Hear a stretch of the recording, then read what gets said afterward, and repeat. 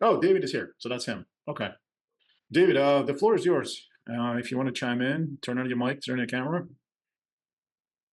Or is We mine? can, there it is. There he is.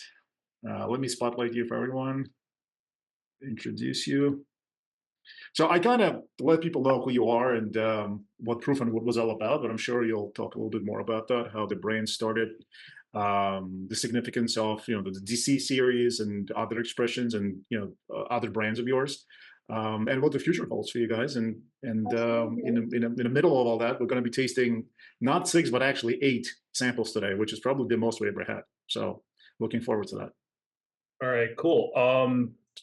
Feel free to jump in and keep the pace going because eight samples could get overwhelming for some. Yes, yes. We normally keep it to six, but we have so many different ones that people haven't tried before. I kind of thought it would be cool to try all of them. Um, let's start out pouring the representative, and I'll tell you a little bit about the representative and Proof and Wood and the DC collection. How's that? Right? All right. So let that breathe a little. I'm Dave Schmier. Proof and Wood is my company. I like to think of Proof and Wood as an independent bottler. We That's don't lovely. distill, and the name kind of alludes to that. We have control over the age in wood barrels and what we bottle it at. Generally, I'll source whiskey. I've been historically probably 90% of what I've sourced is from the distillery in Indiana, formerly known as the Seagram's Distillery. You guys probably all know it as the MGP Distillery. Quick note on that. They have been distilling on that site since about the 1850s or 60s, so they kind of know what they're doing. They've been a great supplier for me for many years. What I do is I buy new make whiskey and age it. I buy aged whiskey and further age it, and then blend and bottle in Kentucky. Um, let's get back to the representative because you guys probably want to take a taste before you hear me talk anymore. Fair enough. Fair enough. All right. So the representative, I like to think of it as a just solid classic American bourbon. We were blessed with the world's best bourbon award at the World Whiskey Awards last year. I like to tell people all awards are kind of bullshit, except when I win, and then we can talk about them a lot. Um, a lot of awards are subjective. I'm happy to have it. It's done a lot for us. But it's a good, solid bourbon and real proud of it. What's going on in there is it's a classic corn forward mash bill, 75% corn, 21% rye for some good flavor, and then a little bit of barley, which adds to flavor, helps fermentation. Uh, the representative, when we say the regular version, it's always small batch. For us, small batch will mean about 20 barrels at a time, and it's always barrel proof.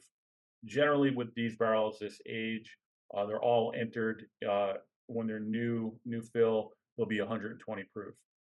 The average after a couple of years is around 115, and this one is 116. The one I have is 116.3. I'm not sure what you guys got, but they're usually pretty much in the same range in terms of flavor. So, you're going to get all the classic bourbon flavors that you expect.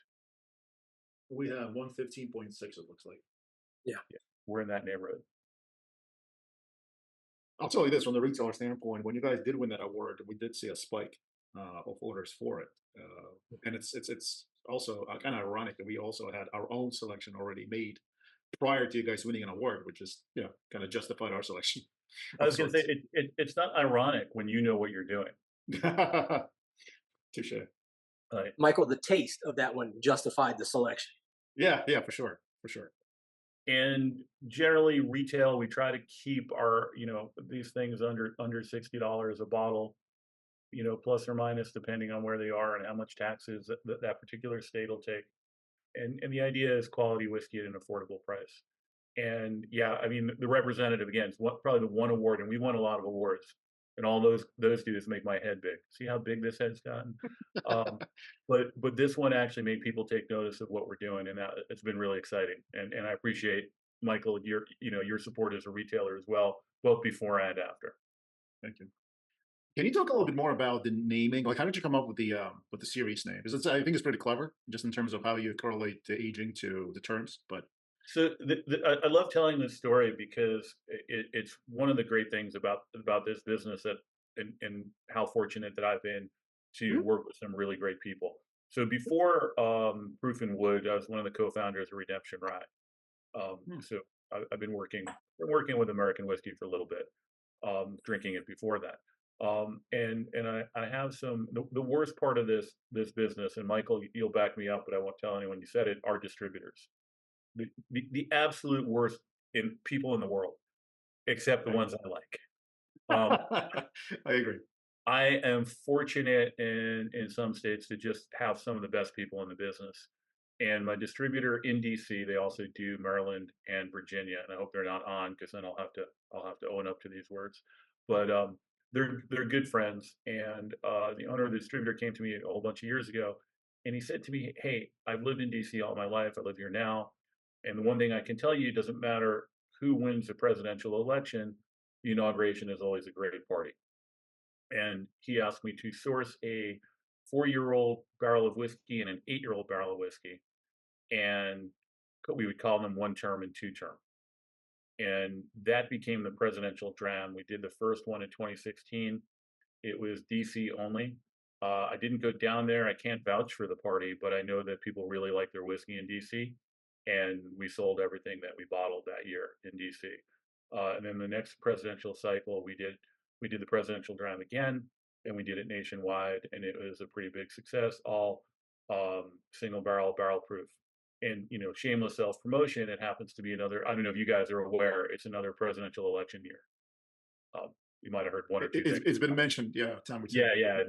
People, once we get in the fall, people will really pick up on that. So we're doing that again, and we're going to be doing the 4-year-old. The one term is going to be a rye, and we actually have, and this kind of is tipping my hat to something else. Our standard 95% rye from Indiana, and then I've got about 10 barrels that I rescued from a farm distillery in Minnesota of really nice rye that we're also doing as single barrels and barrel proof. So those will be part of picks people will get to make. And then the bourbon is an 8-year-old 99% corn bourbon. So those will be single barrels and barrel proof. Anyway, so that's how the DC series was created. Along the way, we had some special editions, which is what I like to do at Proof and Wood for fun. We've got our core whiskeys that are always available, and then when I'm able to source or be able to age something kind of unique, we'll bottle that. And the first bottling after the presidential dram for that series was the Ambassador, which was a 12-year-old bourbon, uh, which is pretty hard to find right now because we haven't bottled it in about 5 years. Um, we're just waiting for some of our whiskey to get that old. And then we did two different bottlings of the Justice, which was a Tennessee bourbon. There was a 14-year-old and a 16-year-old bourbon. And good luck finding those as well. I think I have 2 bottles left. They're really nice Tennessee bourbons. So that's kind of how the DC series started. The representative and the senator, like their namesakes, are always for sale. That's my political joke for the evening. Um, the representative is 4 years old minimum, which is 2 congressional terms, and the senator is a 6-year-old rye. And how old And was the presidential dram again? I'm sorry. so the presidential dram, one term and two terms, so 4 years and 8 years. Okay. It so happens the first go around, we had 8-year-old bourbon and 4-year-old rye. And then the second time we had 8-year-old rye and 4-year-old bourbon. And it's really just been what I've had available in my whiskey library. And this year it's going to be 8-year-old bourbon and 4-year-old rye again.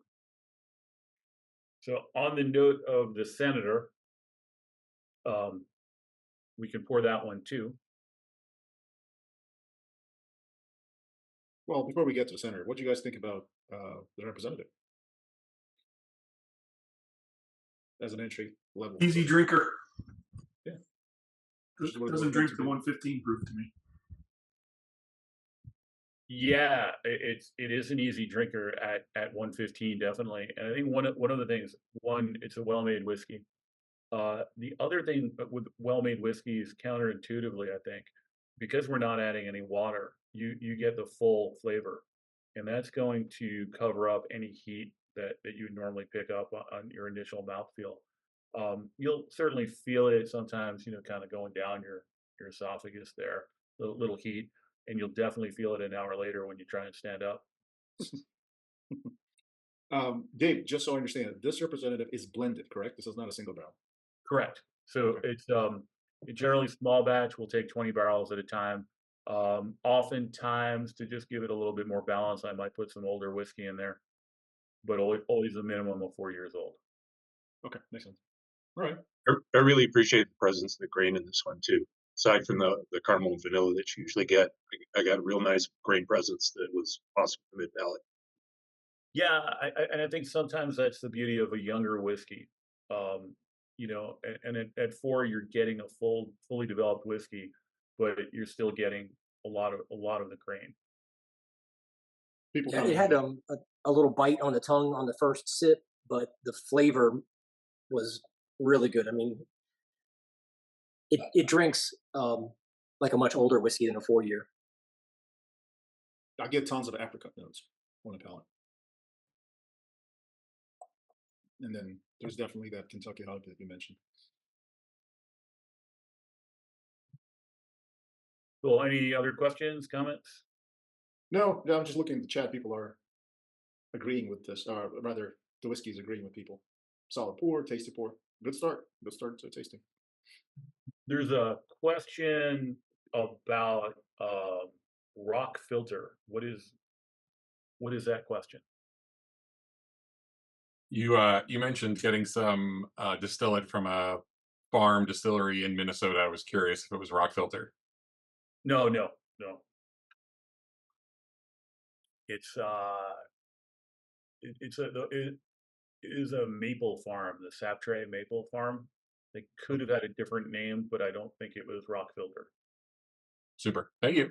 Yeah. So I thought you were asking about filtration on the representative, which we basically for this, the only filtration is getting the pieces of wood out of it before we put it in the bottle for you. There's no chill filtration. There's no carbon filtration. Straight out of the barrel.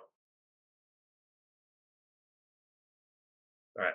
So the senator, and there was a comment about tasting the grain in the bourbon. I think that's kind of important. The senator is a 95% rye. That is probably the most well-known rye whiskey now at this point. A lot of people source from the same distillery, and a lot of distilleries now make that 95% uh, uh, mash bill. 95% rye, 5% malted barley. What I find with the rye that it really shines between 6 and 10 years old. And with whiskey and American whiskey in general, there's kind of a progression. You go from your raw dog distillate to to a fully aged whiskey. And as it ages, obviously the barrels are going to impart flavor and color and filtration. And as it gets older, it's picking up more of that wood flavor. With the rye, I find between 6 and 10, you generally get a really great balance of the flavor of the wood, the developed flavors of the wood, yet you're still able to taste the base grains. When it gets older, you might get a more elegant spirit, but then you might question what's actually, what's the spirit behind it. You're getting a lot of cool flavors, and you'll often hear people talk about whether it's whiskey or rum. This drink's like a really nice cognac, and which is cool. But if you wanted that, you might drink a really nice old cognac that also is more about the elegance of the wood than the elegance of the grapes. So what I'm looking for and what I think the senator delivers is great balance. And you get a big bold rye in there too. And the proof is going to be similar to the representative. What I will add to that, Dave, especially with senators, because we made two selections of the senator barrels. Single barrels are so unique and different. I mean, that's obvious, but even like within the same distillery and within the same brand, as it were, they're so different. Even from this senator that I'm drinking, like it's like almost like a night and day. Not in a bad way, but they're just different. Like the single barrel showcase the beauty of that particular barrel versus this being more of like a standard blended release, something that you want to showcase the rye. Yeah, Yeah. absolutely. And the cool thing, and again, I'll give a nod to the folks over at MGP, dating back to Seagram's, that they're really good at consistency. When I do a batch of 20 barrels, um, generally I'll pick the barrels and do a test blend first, and then maybe alter it a little bit. Oversimplifying. If it's too sweet, I'll find a spicier barrel kind of thing. But almost always with these batches, there's very little extra blending I need to do because there is such a consistency. But then when you take the barrels out separately, is where it gets really weird. When you talk about different ages and different brands, but we've had barrels that were filled on the same day and sitting in the same place in the warehouse, and because of whatever reason, different pieces of wood or one of them had a little hole in it and it evaporated differently, that we get just night and day. Again, one will be really sweet, one will highlight a mint flavor, and that's kind of where it gets fun to work with single barrels. When you buy a batch of barrels from MGP, are they all generally the same age, or they can be all over the map? It could be anything, but generally when I buy something, I'll buy a batch that's on the same day. Okay. Okay. I've also heard, and I'm not sure how how truthful this rumor is, that whenever people buy from MGP, and I suppose it depends on your relationship with them, that they sometimes don't even let you taste them. They're just kind of buying a batch and cat in a hat, and then do the best you can with them. Is it right? Is it accurate or not? Yeah, that's pretty accurate. I mean, well, with young whiskey from MGP, there's an element of quality and consistency. Okay. So I'm a little bit more assured of what I'm buying, even if I haven't tasted it. If there are older barrels involved, I'll try and, at least if I'm not getting samples of each barrel, again depending on how old they are. If it's a 15-year-old barrel for $10,000 or whatever they're trying to charge for it, I'm gonna want a taste of that. Right. But if it's a lot of 5 or 6-year-old barrels, I'll try to get a proportionate sample to make sure that there isn't something funky going on. And then the other secret, and it's not really a secret, but you learn this, is you want to weigh them at some point, because particularly with an older barrel, we've got barrels we've opened up and they're pretty much dust, which Okay. which is not a good thing. Okay. Got it. Thank you. David, you had mentioned earlier you do some aging offsite of your own. Oh yeah, yeah. So the combination of what I do is I'll buy new make whiskey, and some of that will age up in Indiana. Some of it I'll bring down to Kentucky, where we do most of our blending and bottling. And then I'll buy some aged whiskey, and often, I might buy a 2-year-old, a lot of 2-year-old barrels that we intend to bottle at 4 years old. So we're doing a little bit of everything. It's not, buying aged whiskey on Monday and then bottling it on Tuesday. I've done that. I've done that in the past, but it's a combination of all three, which kind of makes the wheels keep moving. Is there something particular about the barrels that influence your decision on where you want to age them? Not really. No, there's the climate that we age in is all relatively the same. There's sometimes a noticeable difference within the barrels that we keep in Indiana, because the rick houses up at the distillery are all brick, and there's more of a constant temperature there. Whereas the ones in Kentucky are generally wood or metal construction that are a little bit more exposed to the elements, and we're going to get more variables there, and sometimes higher proof than we get up in Indiana. But it's more about the construction of the rick house, from what I could understand. And barrels are an interesting thing. I think when I first started buying whiskey, I knew how it was made and I liked how it tasted, and that was pretty much it. And then you understood how barrels are made and the charring process and all that stuff. And it wasn't until I think 2013, 2014 when we had our first wood shortage. And beforehand, I would go to the distillery and say, I would like, 100 barrels, please. And they would say, we would like this much cash. And we would have our transaction, and they would give me a barrel full of whiskey. And again, knew how the barrel was made, knew how to influence the product, but we never thought too deep into that until we had to go buy our own barrels. And then the Coopers I was able to have a conversation with, because they didn't really need my business, they'd start asking questions about, most particularly, beyond the char level, the toast level, is how long do you want to age the wood, and where do you want to age it? And, the kind of questions of, well, what do you mean? And, you can kiln dry, which is the most efficient and quickest way, and then age it for a couple of months. And then there's air dried wood that will, some people will dry that wood for 3 years or more, and you're just going to get different flavors developing as there's chemical reactions while this stuff is drying. So you start learning, more about what you don't know.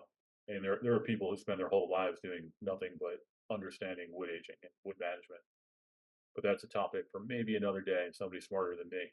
But we're still trying to figure that out. And some of the single barrels we have are with some older wood that we were able to acquire sometimes by accident, but develop some great flavors. And the longer dried stuff are some of the barrels with more of the pronounced fruit flavors in them, is what we found. So have you guys all tried the Senator? Yeah, as a matter of fact, I was going to read off a few comments. So Job says it's a great pour. The spice is strong without bringing heat, then balanced by great grain notes and a touch of sweetness. Mike says lots of herbaceous flavors: sage, dill, mint, nice vanilla, sweet oak, butterscotch. Very That's typical of probably 95.5. the most classic MGP Yep, rye description. That's great. that's right. It's That's all exactly there. fantastic MGP rye profile. Yeah, so a lot of people are. This is agreeing. And what I would be curious about, for the folks that actually did try one or both of our Senator selections, how do you guys think this compares to those selections? We have to be nice. No, No, it's just truthful. our Well, senator, our senator. I have the first one, and it's very different because it's, to me, it's not so predominant 95.5 notes. It's nice and unique, but it's got way more like viscosity and mouthfeel and a lot more stuff going on in our first pick. if I remember correctly, the first pick to me was almost like an apple orchid. Like there was overwhelming notes of apples for me, which you don't normally get from the rye. So that's what I remember about it. And it had a lot more in. I can't remember whether it was at the beginning or more toward the end, but it had more like the bourbon, like the bready, earthy notes to it that I normally don't get in a rye, which made it so much more unique than some of the other ones that we've done. Yeah. People are jumping ahead, but we'll get to the cabinet in a second. But I wanted to mention that somebody Don actually says, I'm getting an interesting hint of lavender. Also love what I call a sneaky finish. Starts light, then builds. All right. Fair enough. Yeah, they tend to have a good solid finish. You don't forget what you just drank, which is what I like. Now that I read it, I definitely taste lavender. Barrel suggestion. And this is as good as time as any to talk about, the evolving whiskey library. As mentioned before, maybe 90% of what Proof and Wood has done has been from MGP whiskey. Moving forward, that'll change a lot. I've been sourcing whiskey from 10 different distilleries over the last 2 to 3 years. So we've got rye made in a pot still in California, single malt distilled in Colorado, some other ryes and bourbons made in Ohio, different distilleries in Kentucky, Tennessee, North Carolina, obviously the Minnesota whiskey I mentioned before. So it'll be a little bit more about blending and whatnot, but always quality. All right, cool. Let's move on to the cabinet. Cool. So the cabinet answers the question of, oh, I like the bourbon and the rye. How can I have both at the same time? Is that the question? Did anyone have that question, or was that just me? So the cabinet was actually a request from a retailer in DC. And no, the number of stars on the label holds no significance. We might have had something at some point, but maybe it all got lost. What looked good? And that's it for my honest answers. The cabinet is pretty much a a bourbon rye blend. It's about 20 barrels altogether. And if you can see the fine print on the back, which I can't read, but it's a list of all the different barrels in here. And the barrels in here are between 5 and 9 years old. And we've got 2014 rye, 2015 rye, 2016 rye, 2017 rye, all 95% rye. Then we've got some 2016 bourbon, which is 99% corn, and some 2017 bourbon, which is the 75% corn mash bill. It is probably, to my preference, it leans heavy into rye. It's about 70-75% rye. and you'll definitely get the rye notes right up front. But I kind of feel you get that bourbon kind of undertones, giving you more of those sweeter caramel, vanilla flavors kind of all throughout. So far, I enjoyed the most out of those three. I agree with Don. He says there's some chocolate notes to it. I get that for sure. Yep. Question: Who I'm working with in North Carolina? That would be Southern Distilling.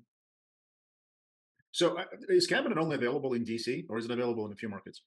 It was limited. It's available pretty much anywhere where we sell it. In New York as well?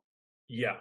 Oh, okay. Yeah, my distributors should have some, and if they don't, I have probably about 40 cases of that left, and then it's gone. We just started, doing a program where we talk about releasing different items from the vault. So the cabinet is the first thing that we're taking out of the vault. All right. Any comments on this? Oh, yeah, lots actually. How much does the cabinet usually cost? Generally, it'll be around 120 to 130. Okay, there you go. People are asking me private if we can get cabinet. If it's available in New York, yeah, well, we can get it. Yeah, so, absolutely. If it's not available, we'll make it available. I know a guy. There you go. And now I do too. Chocolate with those rye notes and some brown sugar maple undertones, which is exactly what I enjoy in my bourbon, which explains why I like it so much. Cool. Any other comments on this, or should we move on?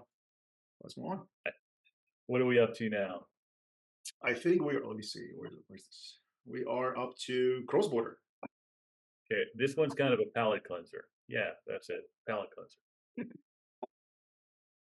Which is an interesting thing to say about 107 proof whiskey. So here is the bottle. This is part of our curated series, just fun blends that we do in limited editions. Like the cabinet, there's still some floating around, and we'll make a show of that later in the year.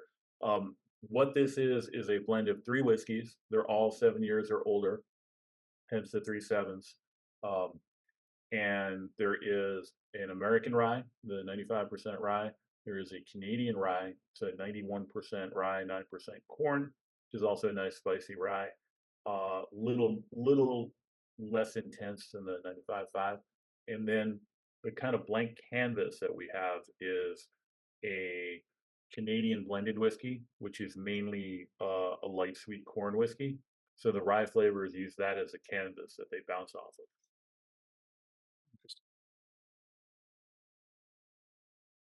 This has a color of Irish whiskey, I call it.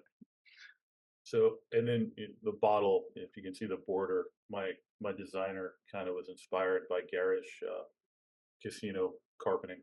if that holds through.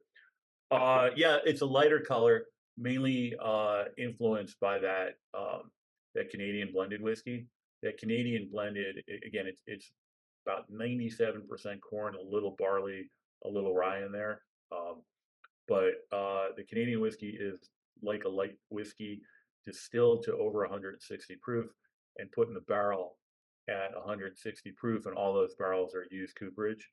So, we're an American whiskey, you're going to get a nice, rich golden brown color. With a Canadian whiskey, much like an Irish, it's going to be pretty pale because it's not picking up much of the wood. It's very mellow and fruity. I think Nathan said that, and I totally agree. And it drinks way below the proof. I think this is proofed at 107. That's what it says on the label. Certainly doesn't drink like that. Yeah, like I said, nice palate cleanser. Yeah, Chris says it reminds him of his favorite brand, Found North Batch 2, which probably is a good thing, right, Chris? That is good company. Yeah, it's really good. I mean, it's light, but there is a finish to it, right? Sometimes you drink some of these things and it just falls flat. This actually has a really nice finish. Yeah.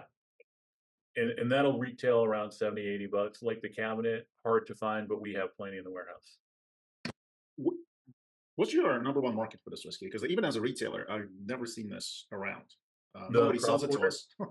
Yeah, well, yeah, the Crossborder. Yep. Number one market, probably Illinois for whatever reason. Okay. And that could just be because one big retailer bought a bunch of it. It's a challenge, especially in the last year, that people don't know where to put it. and where to place it. Oh, and my distributors are lazy. Did I mention that? If any of them are listening, you know who you are. Believe it or not, your distributor in New York is actually one of the better ones. Yeah, no, they're great. Yeah. They're great. Yeah. The people I'm talking to most likely would not be listening, which is part of the problem. You know what? This is probably an offline conversation, but even within the same company, same distributor, it really depends on who is actually running the show or running the particular brand. Depends a lot. Like even the distributor that you have now, they've changed a couple of folks over my tenure, and it's night and day. I used to hate them, and now I love them. So that's how, that's the gamut. Yeah. They've got some people who really love their whiskey. Yes. And yes. And that's they're very passionate about it. Yeah. All right, this is great. I mean, this another one. Yeah, and you said it's available in New York too. So that's another one that goes on the site as soon as we're done with this. Yep, awesome. Cool. Oh, people are people are asking about the Vertigo. I guess you can answer that question now. We can leave it until the end. What is the question? So what is Proof and Wood Vertigo? What's in there, and why is it? I guess the second question would be like, that's the one that's like premium, right? They're all premium. Some of them are. Wow, the price point. The price point. All right, so all of these are approachable. Yeah. Vertigo happens to be probably the favorite thing I put in a bottle. Okay. And the base of Vertigo is another whiskey that it was called Seasons. It was called 100 Seasons, which is a 25-year-old light American whiskey that was distilled in '92 at the Seagram's Distillery. I happened to have the opportunity to acquire that a few years back, and obviously I was going to put that in a bottle. So this is what we're talking about. Oh, look at that! Yeah. So, so the 100 Seasons was just a 25-year-old American light whiskey distilled at Seagram's. And for those of you who don't know, American light whiskey was a designation created out of necessity when the American whiskey industry started realizing that vodka, rum, gin were eating their lunch in the 60s and 70s. And they thought, well, people are drinking lighter. Let's create something that they will enjoy. And so what they did is the definition of light whiskey, much like the Canadian blended that we had, or that we had in that particular Crossborder Jackpot blend, it is mostly corn. It's 99% corn, distilled to a really high proof. And again, oversimplifying, but the higher that you distill, the less of the grain you're going to taste. It's going to be lighter. And then they put it into used cooperage. So again, you're not getting all that, those tannins and big flavor from the wood. Depending on how old the cooperage is, you might not get much. But at 25 years, it really developed nicely, had some cool, interesting flavors. And of course, the uniqueness of a 25-year-old American whiskey, we put it in a bottle and sold it for, I think, $3.50 a bottle was the retail on that. And we sold most of it. And the challenge with it for me, it felt a little bit one note. So I wanted to take that base and create something more interesting. And that's what Vertigo is. There's some 8 and 9-year-old rye in the Vertigo, some 6-year-old bourbon, and then rounded out with some, I think, 12 and 13-year-old light whiskey. And the name comes from just the different layers of flavor that you experience when you taste it. Most of the Vertigo is all gone. And probably the next blend that I'll do this year is going to be called Seasons 2024, which is just a continuation series. The blend is shaping up to be very much like Vertigo, but instead of American light whiskey, I've got some 22-year-old Canadian light whiskey in there. But so there'll be some similarities there. And the Vertigo and the Seasons 2024, those are about $150 a bottle, and they come in that fancy box. So we've sold a couple when they came out, for sure. Yeah, I might have a couple of cases that I pulled from a wayward distributor who wasn't selling it, but not very much. All right. And then also because again, I'm about nothing but shameless self promotion. The latest, it will probably hit the market in the next month or so, is another Canadian unique whiskey called Blame Canada. and it is a 22-year-old rye, the 91% rye, 9% corn that we bottled as single barrels. Interesting. We have a lot of Found North fans in this club, so it'd be interesting how your expression fares to what people, gravitate towards. Cool. Cool. Right. Back on track to the whiskeys that we're tasting. Yeah, I think we are up to what we're up to. The Proof and Woods one, right? The Polish Stranger. Rye? The Stranger, yeah. Yep. It's definitely unique. Well, talk to me about how do you like Polish Rye? When I saw Polish whiskey, like not a lot of us actually get a chance to drink one, so I'm kind of happy that we're doing it today. But how did you get across one to begin with? So the story of the whiskey is, well, one thing, there aren't that many small distilleries in Poland, and there isn't that much whiskey made in Poland. Plenty of rye. They generally make vodka with it. They do a lot of barrel aged vodka over there, but not a lot of whiskey. And this one gentleman started a distillery, and I think he was doing a lot of other stuff, but did some rye whiskey, and he shut that distillery down. And when he shut that distillery down, he sold the whiskey, and it got shipped to Kentucky. Excuse me. To the best of my knowledge, it was originally put in French oak barrels, and then it was shipped in bulk to Kentucky, where it was put into ex-bourbon barrels, and that's where I found it. A broker of mine offered it to me, and it had a really unique taste to it.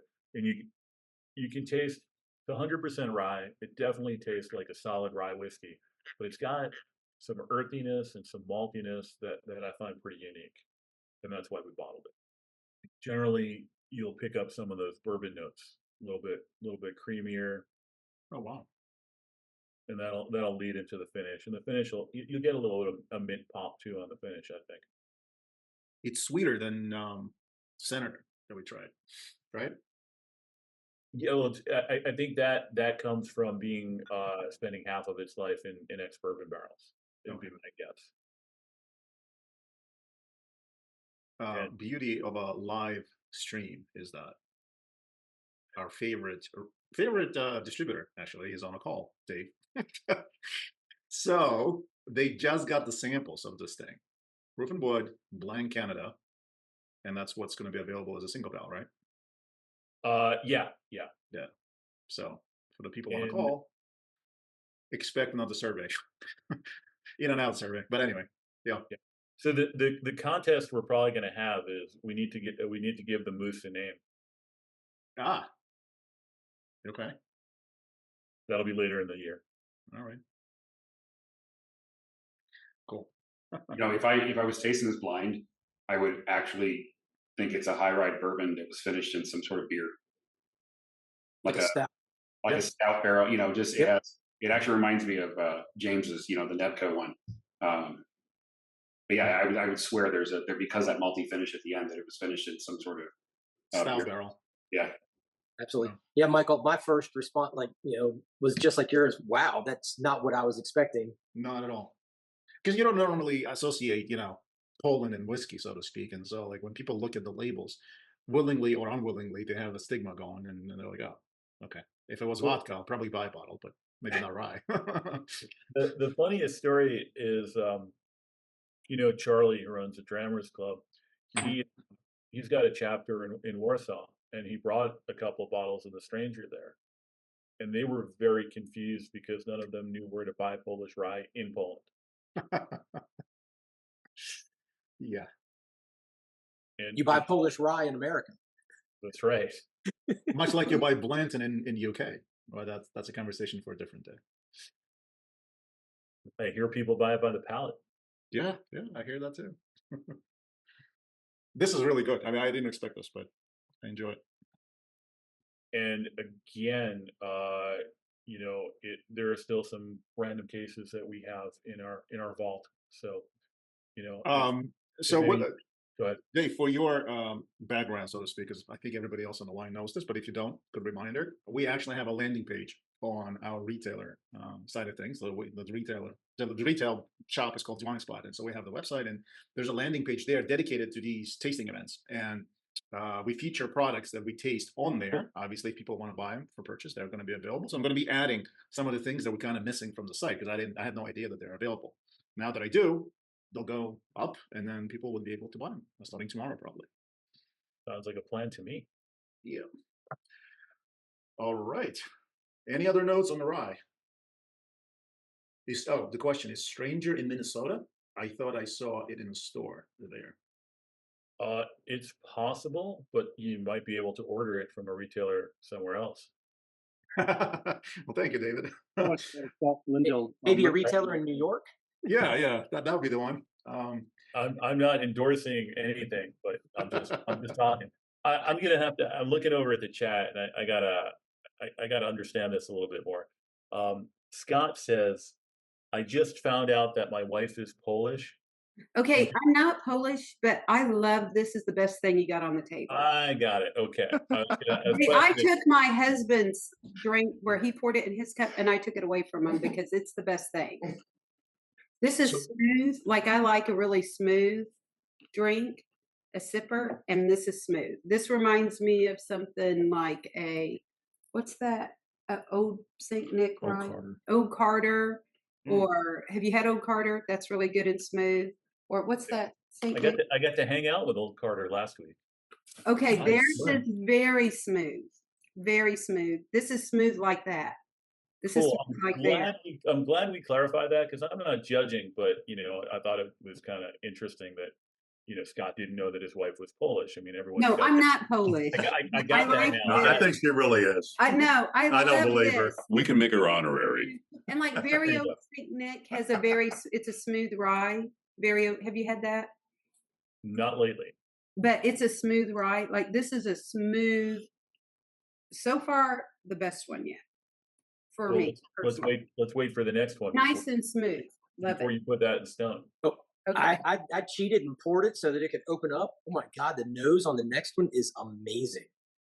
So I have a question. In Poland, do they make component whiskeys like they do in Canada, or are they just making whiskey and barreling it? I don't know the answer to that. The only thing I know is that they're not making a lot of whiskey. Okay. So I know it's not, like Canada, whiskey is a pretty huge industry. And yeah, I mean, they'll make the batches of rye and the batches of corn whiskey that they make in some of the distilleries up there are enormous.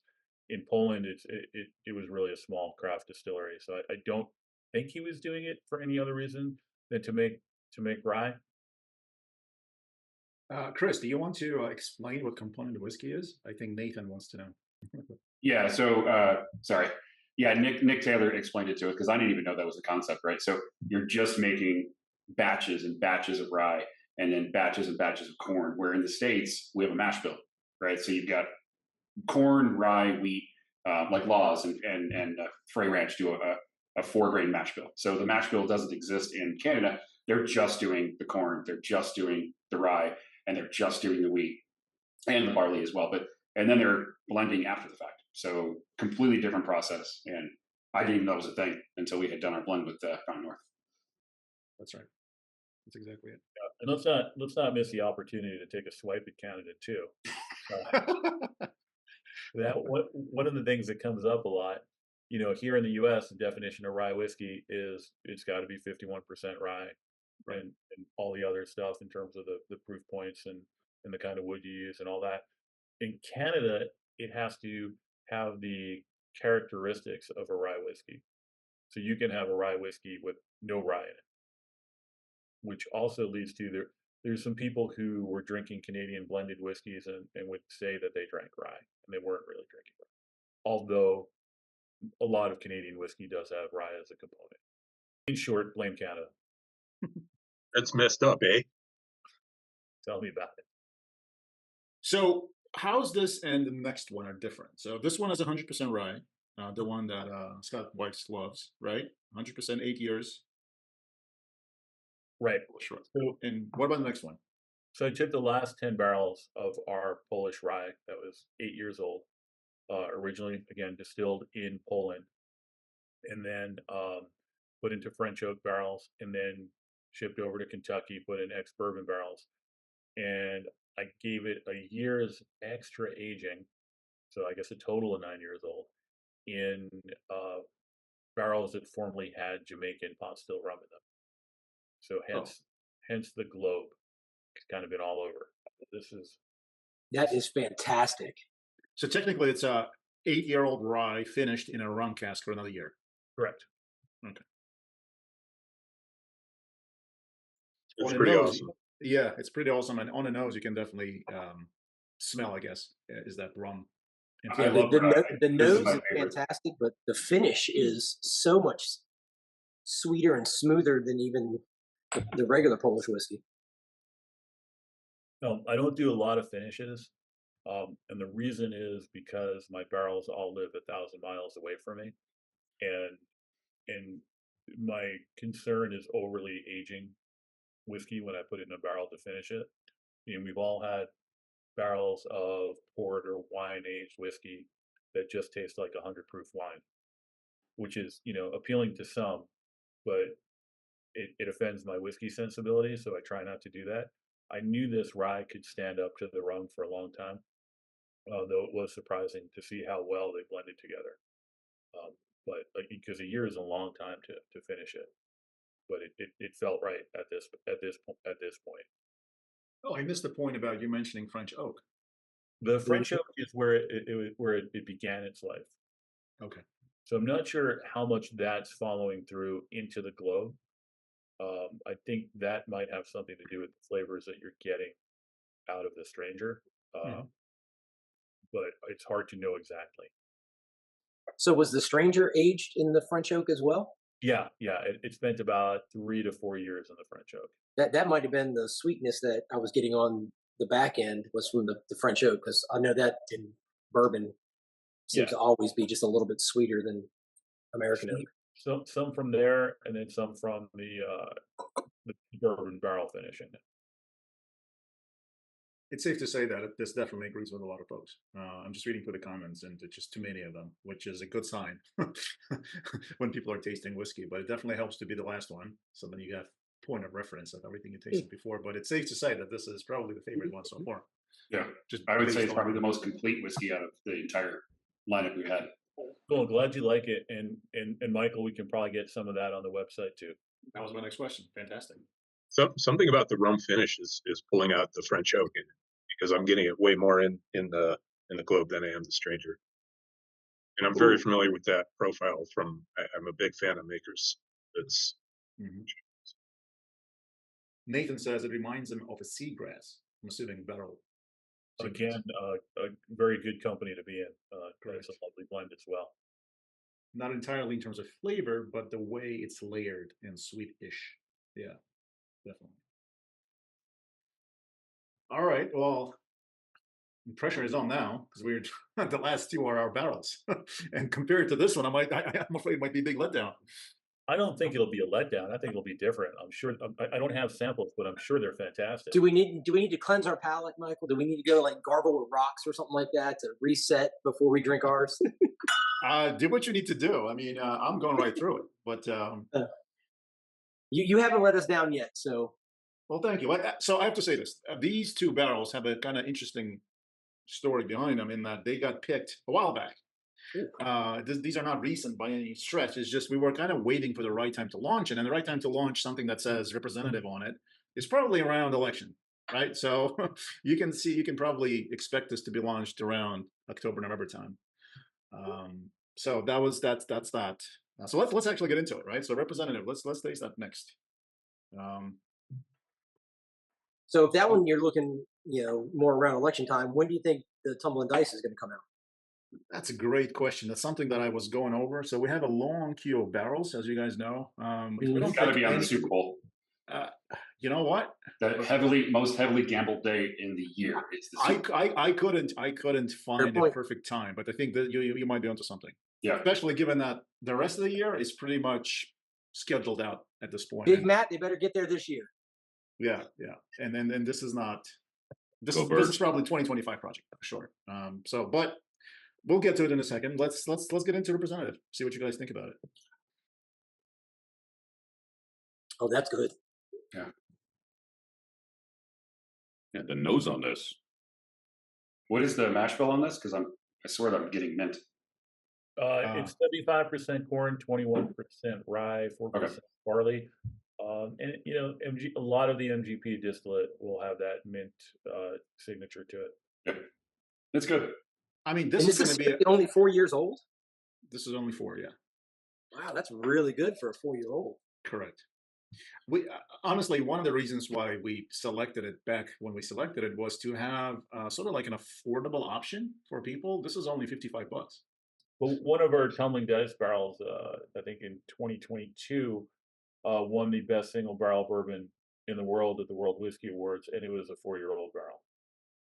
Oh, I'm trying to figure this one out. This has got a ton going on. I mean, for $55, this is an easy sell.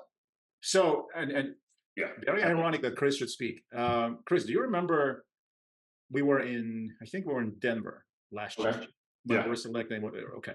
Yep. Remember the tasting session at the hotel? Yeah. It went down. Okay. You guys tasted something and I didn't tell you what it was. And you were like, okay. It was just okay. Remember? Yep. Well, this was this. This was this. Yeah. Okay. So like compared to everything else we tasted that day, everything else was much older, if you remember that trip. Yeah. But for what this is, for a 4-year-old, and it might be older to today's point, I need to look up at the actual bottle, but let's just assume it's 4, right? For the 4-year, for the $55 bottle, I think this is pretty solid. I mean, you can do a lot worse. Yeah, so I think what we need to do is go on Discord when this is about to launch and say, it's okay. So that there might be a couple extra bottles left. So, you know, when we need to fill out that 3rd bottle to complete an order, right? Maybe we'll have 1 or 2 of these left so that we can add that to the order. That's another thing. That's another thing. So, like, okay, so believe it or not, I do think about these things. And Dave, for your background, one of the things that we do at Prime Barrel, when people buy 3 bottles, any 3 bottles, they don't have to be the same bottles, but any 3 bottles, they get free shipping, right? So we're always mindful of having like an affordable option that people can just add on to the order to get to that free shipping tier. And so this one definitely would qualify as such. So there were lots of reasons why we did what we did, but the main one is that the whiskey is pretty delicious for what it is. Yeah, the rye on this is punchy, but it's good. I mean, yeah, for that price point, right? You can say, hey, drink it neat, and then make the best old fashioned you've ever had. Cocktails, correct. Right. Well, and you don't feel guilty. Yeah. Making a mixed drink. You know, when you have a friend come over and I don't want to give them some cheap whiskey. You know, this is light years beyond what you're going to go in and buy as like, you know, something like a bullet, but it's got way more flavor. I think it would stand up to the sweetness of an old fashioned or maybe a Manhattan. I'm surprised this is 21% mash bill. I would guess this to be the MGP 36 for sure. I just can't believe it's 21%. I've never had. I would never hesitate to use the best whiskey to make your cocktail. Yeah. Yeah, it's very desserty, right? It's to me, it's very desserty. It's very fruit forward. Just solid 4-year-old bourbon. I mean, what can I say? Yeah, but I think it would stand up to like a Demerara syrup or something like that. Yeah, it's got enough that it wouldn't get lost in a cocktail. Correct. And this is a reporter that's undercover in a DC party. I know some people are. A release called The Scoop. Right. I know some people are partial to banana notes. This one definitely has it, to me. Okay, I can see that. Yeah. All right. Should we move on to the last one? Yep. And by the way, there's going to be a survey, as always, at the end of this, Dave, where we, in real time, we send out a survey and people rank everything they've tasted on a scale of 0 to 10, 5 being an average, under 5 you don't really care for, and then above 5 you do like, to different degrees of how much you like it. And then I'll share the results right online as people have taken the survey. I'm sure you'll be interested to know. Fantastic. Yeah. Michael, is this representative already bottled, or is it still aging? Bottled. It's bottled. It's been bottled for a while, and it's been just sitting in our basement waiting for the right time to be launched. And for whatever reason, we just never did. It'll get launched, I think, closer to November. So that's. Did you say it's sitting in your basement? Not my basement, in the shop. Yes. I have storage here. I mean, if you need. I know. Oh, we don't trust you. We don't trust you, Chris. You drink too many of them. I was just gonna say the problem is it might not be any left by the time we need to sell it. Yeah. I mean, we've seen pictures of all those people at your house drinking. Yep. That's what it's for. for sure. Interesting. Last note on this, Paul says this reminds him of Jack Daniel's Barrel Proof with the lower proof in that banana note. I totally agree. Yeah, the banana note on that is like, as far as prime barrel picks, is only second to the Banksy bananas that we got on prime barrel pick number 1. Yeah. So the only thing I will ask you guys when we do announce it for sale, like now that you have tasted it, if you can just chime in Discord and kind of let other people know what your experience with it was or is, that would be super helpful. All right, let's move on to the last one. Let's move on to the Tumblin Dice. So this is a 7-year-old, by the way. This is a 7-year-old rye. And we've done a couple of Tumblin Dices, by the way. This is the second one, I think. And the first one was actually even prior to the prime barrel being sort of like a club on its own. The first one we did as a store pick, and I believe this one is much better than the first one we did. Not that that one was bad, but this is. Do you have a picture of the bottle? No, I only got those little sample ones, so I don't have the bottles, unfortunately. But I know this is a 7-year-old for sure. How do you know? I think it's on a label.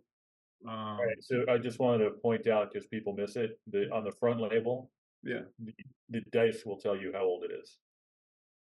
Oh, really? I didn't know that. How? If it's a 7-year-old, there'll be a 4 and a 3. We got a 4-year. Oh, shit! I never. We got a 4-year-old. I've solved the puzzle. This is probably on this bottle. You can see the 4 and the 3. Yeah.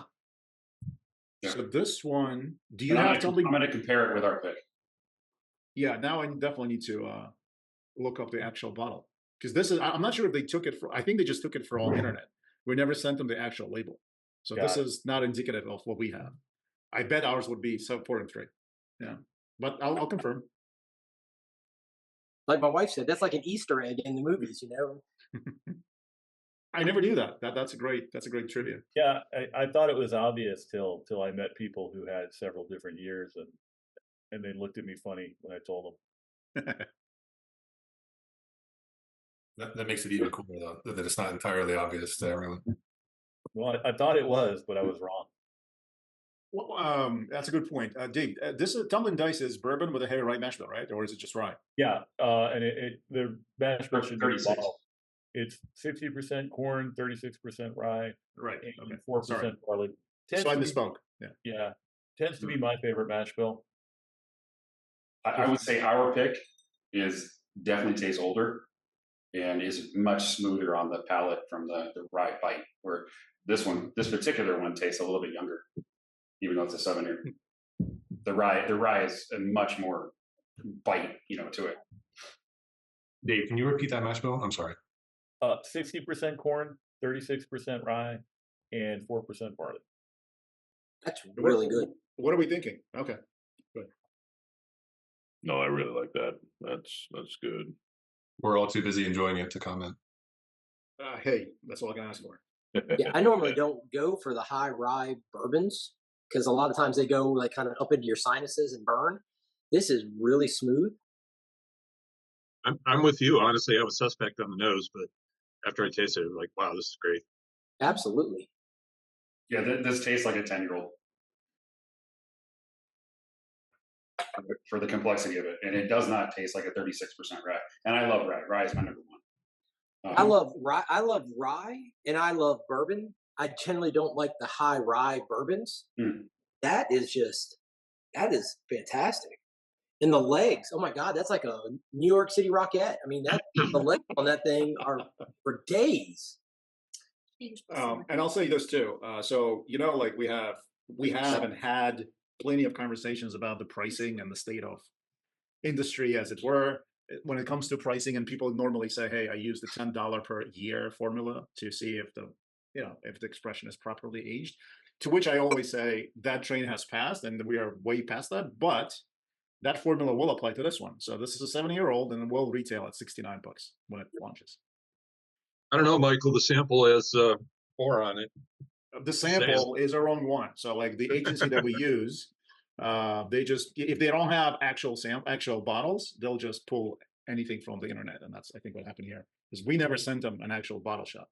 I'm just busting your balls. No, that's all right. But I do need to check. Right, but I do need to check. That's now that I know what the dice is for, I'll check. Yeah, because if it was snake eyes, you'd have to call the intern.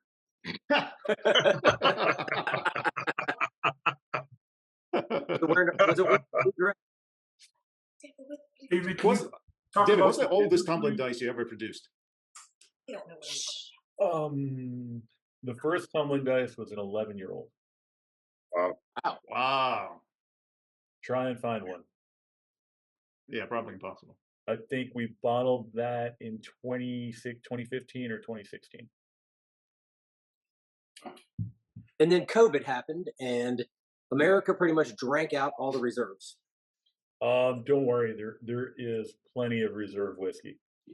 Don't lose any sleep over that.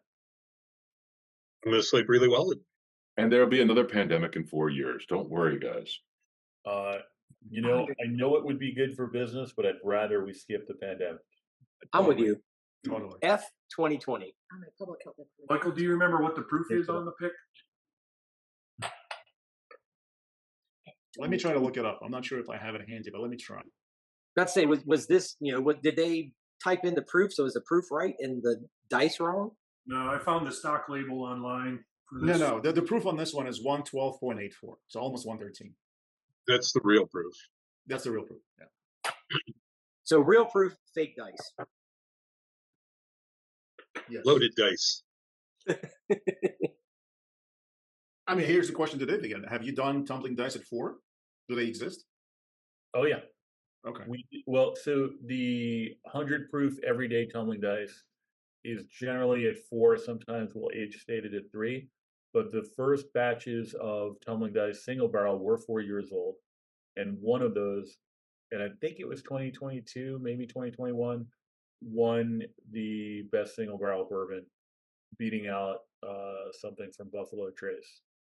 The other fun fact about that year that we won, other than having a 4-year-old whiskey winning the best single barrel bourbon at that competition, is the World Whiskey Awards breaks bourbon down into Kentucky and non-Kentucky bourbon, which I don't quite get. I don't know why they would do that. I might have some ideas, but so we won best non-Kentucky bourbon because even though it's bottled in Kentucky, it's distilled in Indiana. And then a single barrel from one of the legacy brands won best Kentucky bourbon. And not only did we beat them, but it turns out the retailer who bought that particular single barrel is actually from Kentucky.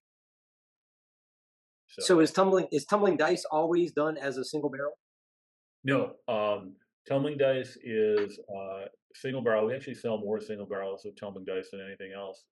But the standard tumbling dice is a blend of different barrels. Again, probably about like a small batch. Yeah, probably about 20 barrels at a time as well, and then bottled at 100 proof. And so when you're doing that kind of selection, it's all just based on taste. If it's not like a single barrel, you're trying to pull the right barrels that make the we try to right blend flavor profile with that. But the single barrels can go many, many different ways with this smash bill. So the representative and tumbling dice are both small batches, just with different mash bills? Correct. Okay. And the representative is always barrel proof. Is the cabinet always done as barrel proof as well? Yeah, we've only done 2 batches of the cabinet, but they've both been barrel proof. I will say I had like a quarter ounce of each thing left that I dumped it into one over ice, and the butterscotch note is just phenomenal. So a little custom blend at the end of the tasting. That's my plan too. That's good to know beforehand. Fresh quarter ounce of each, getting after it tonight. I like it. Yeah, it's been a long week. I have a question. Is the Polish whiskey, is that do you know the distillation proof and the entry proof they did on that? No, I do not. I can only guess, and I'd probably be wrong. Dave, I did find a picture of the representative bottle, actually. So the bottled on date says 10/21/22. And does it have a barrel entry date? Yes, it does. 12/5/17. So it's just shy of being 5, actually. Yeah. I have a question real quick. On that tumbling dice, can you consistently make it as smooth as that is? That mash bill generally comes out in that range. So I would say yes, but sometimes we'll find a barrel that's not quite so smooth. We'll put that into a blend. Okay, because I like just sipping my whiskey. I don't necessarily like, or bourbon. I don't need to fruit flavor it or mix other things in it. I just like to sip it. And the Stranger and that are just excellent sipping. I mean, fabulous. Thank you. I mean, sometimes the burn's okay, but I'm not looking for a burn on the back end or the front end. Just to be able to sip it, it's just excellent. I mean, those are fabulous. Those two, I would say, from my point of view, I've tasted all kinds of bourbons and all over the place, and those are excellent sippers. I mean, just absolutely fabulous. I'd pay $100 for that at a bar. Careful what you wish for. I know, but I'm telling you, it's very good. You can get pumping up those prices. Women who don't like, and I'm not speaking for all women, but like my friends and things, we don't necessarily like the burn, and that's very nice and clean. My wife is in multiple book clubs. I call them wine clubs, and most of them drink whiskey now, and don't even drink wine anymore, because the return on the taste is just phenomenal. But what you're saying is really cool, because that's what keeps the industry alive, right? Yeah, I love it. General populace going after what they like, and it's not Buffalo Trace, and it's good stuff. Yeah, excellent job, excellent. Thank you. So what you're looking at now is the actual bottle. So it is 7 years old. I agree with her. As a whiskey wife, I don't love the burn, but I have been accustomed now to the higher proof selections that my husband Rafe has been choosing. So yes, I'm right there with you. Same thing. Well, I can do the burn, but I like the smoothness. I like the higher proof, and it's not necessarily that because it's higher proof, it's because it's not watered down. So you get a lot more of the flavor. You get the nose. You get all these, amazing sensations from it. And if you can't handle the higher proof, you can always add an ice cube or water or something like that, or maybe drink something lighter and then go to the heavier and get all those notes. Like you said, what was that one? The proof and wood, the Crossborder at 107 proof.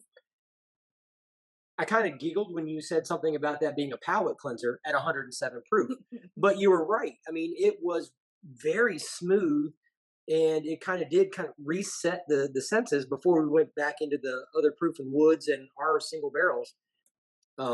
So you could enjoy those flavors after kind of tempering what we had done with some of the heavier proofs in the first couple.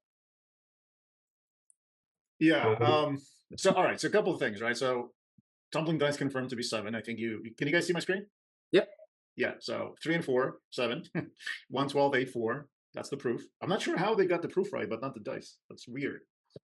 Anyway, and then I totally in agreement with Paul, who said it's just he just likes to note that it's totally awesome to see wives joining these calls. I couldn't agree more. I'm also the bankroller. Oh, well, that explains it. And I'm checked like you, Michael. All right. Has everyone filled out a survey? Yes. Yeah. Quick question for you, Michael. Do you want the survey in proportion to what we've tasted tonight, or in proportion to like the overall bourbon world, or how do you? What we tasted tonight. Okay, thank you. Yeah. So I'll give you a couple more minutes then. Yeah. Normally we do these things to sort of like compare, right? Like on a scale, like which expression was the most favorite and least favorite. And that also provides a good feedback to producers. Like they all have thick skin, and not everyone can be, not every expression is going to hit it out of the park. We've had tastings before where people didn't really care for certain things. And I always say being truthful is always better, because you can actually make strategic decisions based on that. But when people are just trying to be nice, it doesn't really help anybody. Just be, just straight up answer is always good. I'm not accused of being nice. No, most people aren't in this club. I can tell you that much. And after I will say this real quick, thanks to David, because some of these are script heavy, right? You got a representative from the company, and they're like, "This one is ABC 1, 2, 3, blah blah blah." 99% of the time, it's really good. But to meet someone like you, and you're behind the scenes, and you're the one producing it, So thanks for being here and sharing with us. My pleasure. I couldn't be here if you guys didn't do what you do. So thank you so much for your time. That was really neat. Thanks for your general knowledge too, just not even having to do with your specific product, but thanks for sharing some of the other information you did. Appreciate it. Just be careful. Half of it I made up. Well, also the transparency, because you do source, it's not like you're saying I made, I distilled this. You're sourcing all of this, but you gave us a little insight into what your thoughts are when you are choosing, the barrels and stuff like that, which is really nice. Well, don't forget the message here. I love that. That's great. 100%. How do I get that shirt? That should be a sticker. That should be a sticker on the case. So it is a sticker. That's easy. If you want a sticker, just send me an email with an address at dave@proofandwood.com. Done. T-shirts. You can shoot me an email. My graphic designer sells them on his website. Perfect. Because he's so great, we gave him the right. I have a spot in my water bottle. I'll make room. I'm in. And thank you for being open to everyone. We really appreciate it. Well, that's really the fun part, and it really is really fun for me when I see different people gravitate towards different whiskeys. That they're generally, and it'll be interesting to see the survey, but there generally isn't a clear winner in a really lopsided sense. There's people who they like one or the other or a different style, and that might just be a tonight thing too. I mean, our taste but I just try to put something interesting in a bottle, and we try to be reasonable about what we charge for it. But again, I appreciate all you guys, because without you guys, I'd probably be making coffee for a living. Hey, that's a good racket too. That's not bad. And look, you picked the right time to do this, because we were in Louisville, and they told us that you could probably sell barrel-aged socks right now if they were bourbon barrel-aged. No, and it's been fun seeing Louisville grow the last 15 years too. I might wear them. I don't know if I would drink the socks. Yeah. I love it. But if you're in the right barrel, would you bring them out? Judge. It all depends on what time of night it is. And how empty the bottles are. All right. That's a rough night. Let's 1 minute of truth. Let's talk about these rankings and survey. So again, more for David's sake than anybody else's. Scale is 0 to 10. Pretty straightforward. 5 being an average. I could tell you, because I looked at these numbers, nothing here scores below 6. So that's already a great start. Meaning, in our barrel picks, David, when we do barrel picks, the average score is around 7. Like, it really has to be very good to be an 8, and then anything above 8 is an automatic pick, right? So with that in mind, let's go one by one. So representative, the very first one, then the regular representative, scored 6.1. Somebody scored it at 10, which is amazing. If you just a couple of people didn't really care for it, number 4, but we had some 0s and 1s in the past as well, so this is good. Moving on to the senator, they're slightly better. Again, some 10s, some 4s, classical bell curve, but above average still. Very good. Cabinet, as I was expecting, scored a lot higher, so almost a full point higher, 7.1. Most people loved it. Some scored it as only 2 people scored it average, and only 1 scored it below 5. So Cabinet definitely agreed with anyone, and I personally like the expression as well, for what it's worth. Then we get into these unique expressions. So the Crossborder Jackpot, that's your Canadian whiskey, or a mix, I should say, blend. 6.3. Lots of people on an average, in the middle, and then you have some that scored it a lot higher. Interestingly, nobody scored it below 5, which is a very good sign. Stranger 8, 7.0. I think this was, if I am not mistaken, this was number 4 for today. So lots of people loved it. Again, nobody scored it below 5. Oh, the Stranger number 5.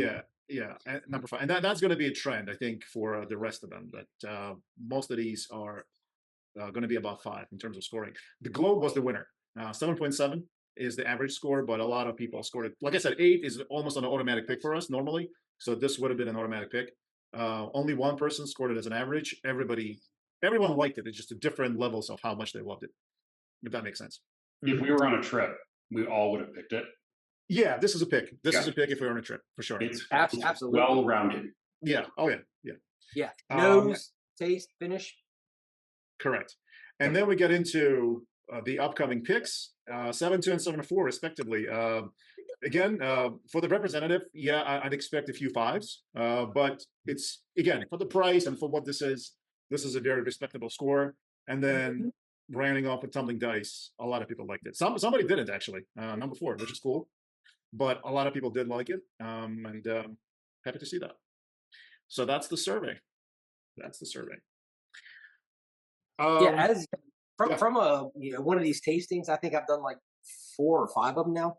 This was like the most solid. I mean, there were 8. That isn't. Let's put that on there. Most of them have been like 6, but from their stock, you can pick it up at any point at a local liquor store, to our customs. I think it was like the most even tasting across the board. There was nothing really outlandish that didn't appeal to people. Everything was very solid from start to finish. Yeah, I agree with that. And every tasting is different. I love all of them for different reasons. We have multiple personalities just in terms of who's on the other line, and obviously Dave has a wonderful sense of humor and knows his whiskey, so that definitely helps. But I like these things because it expands people's palates. I think that I've said it many times. It allows people to taste something that they normally wouldn't even look to. Like, how many times would you even look at the Polish Rye if you saw it in the store? Like it's different, and now it's one of the favorite ones, right? So that's why we do these things. I thank everyone for their time. I thank Dave for his time. I know it's getting late on the East Coast. So if you guys don't have any other comments or questions for Dave, I think we'll let him go. And like I said, I'll send out an email. One comment. Yeah, go ahead. Yeah, so please, can we do a blend? And I say that because I think you're the right guy at the right time, right? And there's only a handful of people that we've been able to do blends with. And we've approached a lot of them. And I really think we can make this work. And I'm actually saying that Chris, because I have to fly to DC, a few times a month. So I'm just throwing it out there. That's not completely accurate, Chris. We haven't approached a lot of people. We approach people that we like, whose whiskey we actually like, the base whiskey. Yeah. And if the base whiskey is good, then the blend is going to be good as well. So we haven't approached a lot of people. The people that we did approach actually turned out to be a project. But I do agree with Chris in terms of, I think if we can work on something very special, this could be something else. And so Dave and I will talk offline. But if you want to address Chris's question right now, be my guest. No, get it done, Michael. Well, I'll just also add to that based on what we've tasted tonight, there's a lot of different interesting components that would work really well together in a blend. Cool. We'll work on it. And the Polish whiskey was really neat to taste, and this is really the most fun I've had on a tasting since the Penelope tasting, which I thought was also great. Thank you so much. Yeah, absolutely. I'll add the missing whiskeys to the site today or tomorrow, and then once everything is available, I'll send out an email, and obviously we have Discord. I'll put it there, and you guys would be able to get anything that you guys like from today. So cool. All right, thank you, Dave. Thank you very much. I appreciate it. Thanks, David. Thanks, David.